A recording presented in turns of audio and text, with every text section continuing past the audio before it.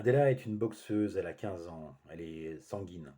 Un peu trop sanguine car elle perd vite ses moyens.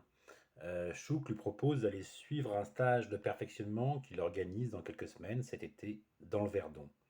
Adela est obligée de décliner car à cette même date, avec sa mère et son petit frère, ils vont à Nice rendre visite au grand frère installé depuis peu. Quand elle rentre de l'entraînement, son monde s'écroule. Son père est là, dans le salon, à jouer et sourire avec sa famille. Un père violent qui a traumatisé pendant toute son enfance, qui a tabassé tout le monde. Et elle apprend que sa mère le fréquente depuis quelque temps et qu'elle est prête à lui pardonner. Samir, lui, montre patte blanche, jure s'être fait soigner et qu'il n'est plus le même homme. Mais Adela ne veut pas le croire. Ce type-là, c'est une bombe à retardement.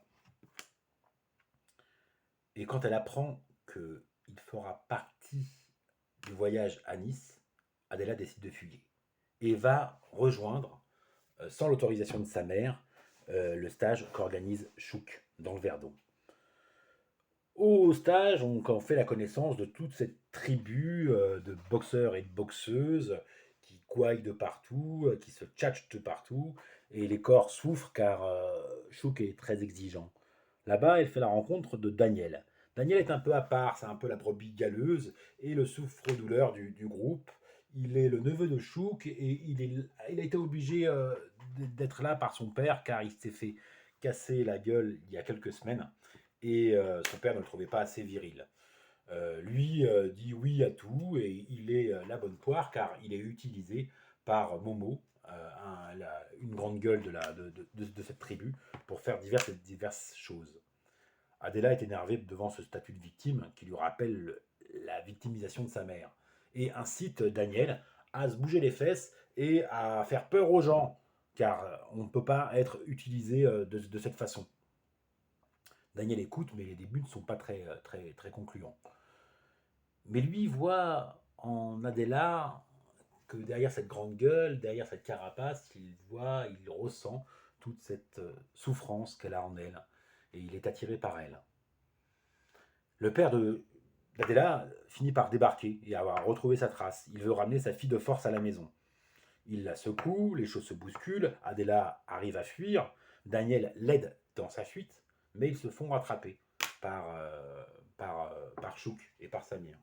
Les choses se posent, Samir veut faire bonne figure et accepte que Adela finisse le stage jusqu'à la fin de la semaine euh, et qu'après elle rentrera à la maison. Mais il lui apprend aussi qu'à la rentrée, il a trouvé une maison et qu'ils vont tous partir en race campagne et que sa mère est d'accord. Là, Adela est dévastée. C'est impossible pour elle de quitter le quartier et d'aller revivre avec son père.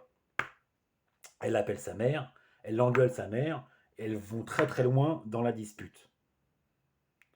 Un autre qui s'affirme, c'est aussi Daniel, qui suit au pied de la lettre l'enseignement d'Adela et va jusqu'à péter la gueule à deux boxeurs du groupe.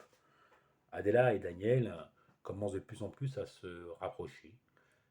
S'embrasser, c'est encore trop tôt pour Adela, c'est trop dur, elle a encore cette carapace. Et bien le jour du stage de la virée en canoë, où ils vont se perdre tous les deux, et ils vont vivre 3 jours en pleine nature, ce qui va énormément les rapprocher. Au bout de ces 3 jours-là, ils vont rentrer au centre sportif, et là, Adela va apprendre que sa mère est à l'hôpital. Elle s'est fait frapper par son père. Elle est dévastée, elle veut rentrer au plus vite à Saint-Denis et elle vole avec Daniel le minibus. Elle va à l'hôpital, voit l'état catastrophique de sa mère, elle est en rage, elle veut retrouver son père. Elle arrive à retrouver finalement son père et le frappe, se bat avec lui, mais lui ne répond pas par les coups et veut expier ses fautes sous les coups de sa fille. Elle le frappe, elle le frappe, elle le frappe, elle pourrait le tuer, mais elle s'arrête avant de commettre l'irréparable et tourne le dos à la violence de son père. Adela et Daniel se réconfortent tous les deux et ils font l'amour. Le lendemain, Adela va à l'hôpital. Elle est légère, sa mère est réveillée, l'opération s'est bien passée. Elle se regarde. Pour la première fois, la mère et sa fille se regardent.